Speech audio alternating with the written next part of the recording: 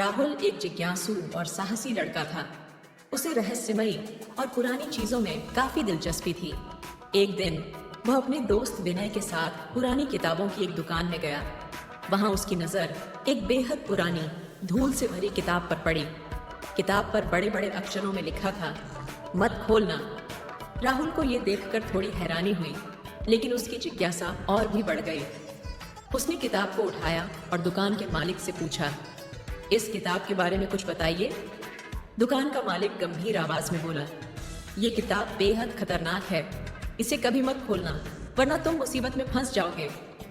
राहुल ने बात को हल्के में लिया और हंसते हुए किताब खरीद ली। जैसे ही वह और विनय घर पहुंचे, राहुल ने तुरंत किताब खोलने का निर्णय लिया।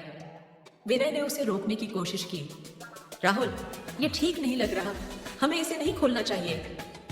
लेकिन राहुल ने उसकी बात नहीं सुनी और जैसे ही उसने किताब का पहला पन्ना खोला, कमरे में अजीब सी ठंडक फैल गई। अचानक हवा तेज हो गई और कमरे की खिड़कियां जोर जोर से बजने लगी।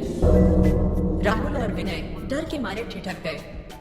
किताब के पहले पन्ने पर लिखा था, तुमने पहली चेतावनी अनदेखी कर दी, अब खेल शुरू होगा। हर घंटे कुछ नया घटेगा। अगर तुमने इसे पूरी तरह पढ़ लिया तो तुम्हें इसका भयानक परिणाम भुगतना होगा। राहुल ने घबराकर किताब बंद कर दी, लेकिन अब बहुत देर हो चुकी थी। उसी रात राहुल के कमरे में अजीब आवाजें आने लगी। छत से किसी के चलने की आवाज, दीवारों पर छाया का उभरना, सब कुछ डरावना था।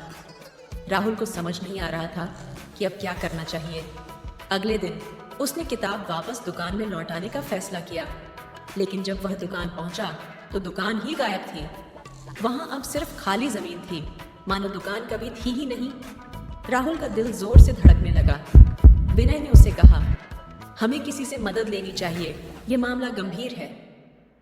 राहुल को अब अपनी गलती का एहसास हो चुका था, लेकिन अब उसके पास कोई रास्ता नहीं बचा था। किताब अब उसकी जिंदगी का हिस्सा बन चुकी थी। हर रहस्य को जानने की कोशिश खतरनाक हो सकती है।